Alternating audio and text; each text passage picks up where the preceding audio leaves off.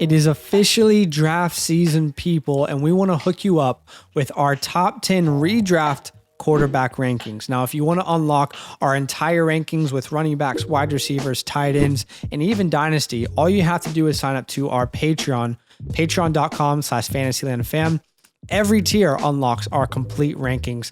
Let's start at number 10, Matthew Stafford. Now, going into drafts last year, Matthew Stafford definitely had the sleeper tag placed on him.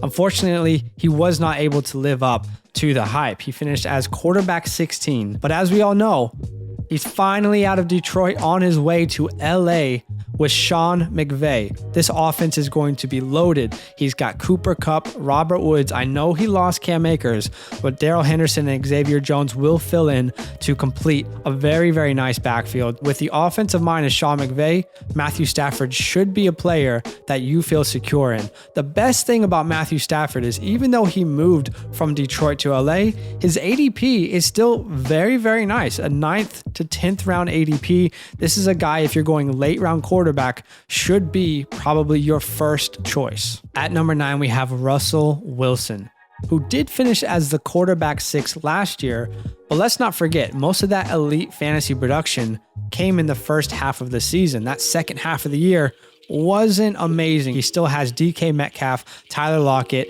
and the addition of Gerald Everett, who's a nice sleeper tight end as well. Now look, there is a chance that we are undervaluing Russell Wilson here. We are very aware of that. However, we do realize that Pete Carroll is definitely wanting to get the identity back in this offense, which heavily includes the run game. Considering Russell Wilson's 5th to 6th round ADP, there are other quarterbacks that we would prefer to have over Russ this year. But as always, let Russ cook. At number 8, we have last year's Rookie of the Year, Justin Herbert. There's no doubt this kid is special, but most importantly, this offensive line is probably the most improved offensive line of any team this year. They were able to sign Corey Linsley in free agency and draft Rashawn Slater this year, making one of their weaknesses one of their strengths now. And we could talk about the weapons for days. Austin Eckler, Keenan Allen, Mike Williams. Don't sleep on Josh Palmer. And Jared Cooks, he's okay. We really do believe that Justin Herbert could be a guy next year that we're talking in the elite category. His current ADP is the 5th, 6th, 7th round. We are comfortable taking him in all those rounds. At number 7, we have the GOAT in Tom Brady. This is honestly just the perfect formula for fantasy success. You have Tom Brady. You have a very, very good offensive line and probably the best weapons that Tom Brady has ever had in his entire life. Mike Evans, Chris Godwin, Antonio Brown, Gronkowski, Ronald Jones, Fournette, OJ Howard, Scotty Miller, and don't sleep on Jalen Darden. Don't forget that in the fantasy playoffs last year, Tom Brady was a top 3 quarterback. It probably sounds crazy, but Tom Brady has a chance to put up 50 touchdowns this year. I know it's crazy, but it's a real possibility. The best part is where you can get him in your drafts. This guy has an 8th round ADP right now, meaning you could get 2 running backs, 2 wide receivers, a tight end, and then some bench pieces, and then get your starting quarterback who could still finish top 5. We are absolutely taking Tom Brady to the bank this year. At number 6, coming off an MVP season, we have Aaron Rodgers coming back with Devontae Adams, Aaron Jones, Robert Tonyan, and let's not forget Randall Cobb. What has Aaron Rodgers needed? He's needed consistency. Now he finally gets his buddy and Randall Cobb back.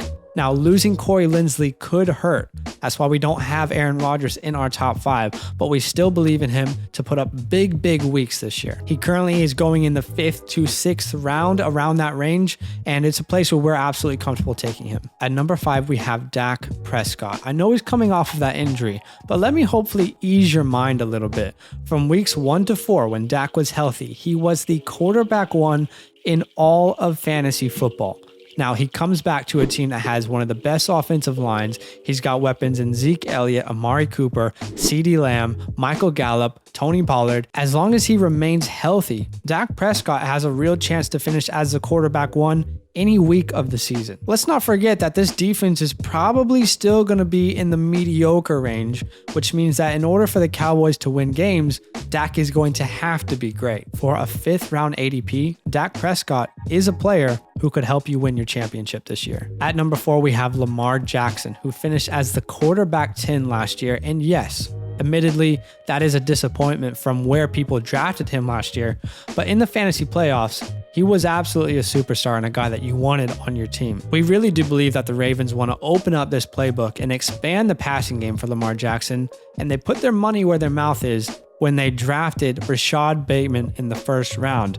Now, I know he is injured, but he will be back soon, and we do believe that Lamar Jackson, Rashad Bateman, opens up this playbook. Now Bateman plays the X wide receiver, Hollywood Brown doesn't have to have so much pressure on him, and defenses can't only lock in on Mark Andrews. He's currently going in the 4th to 5th round of drafts, which is crazy considering he was going in the 1st round of every draft last year. Now we know that the value is now probably where it should be, but in the 4th to 5th round, we are more than comfortable grabbing Lamar Jackson there. At number 3, we have Kyler Murray, finishing as the quarterback 2 last year. 26 touchdowns through the air and 11 touchdowns on the ground. Losing Kenyon Drake might hurt this team, but in fantasy, that might actually help Kyler Murray because on the goal line, you know he's going to be taking it in. And the additions of AJ Green and more importantly, Rondale Moore is massive for Kyler Murray's upside. Kyler's currently going in the 4th round, which feels very, very comfortable for us for a guy who could finish as the quarterback 1 this year. At number 2, we have Josh Allen, who had a breakout year last year, finishing as the quarterback 1. If the run game improves, that's not bad because it means that this is a more efficient offense. If it doesn't, that just means that Josh Allen will have more opportunities, especially on the goal line. Allen is currently going in the 3rd to 4th round,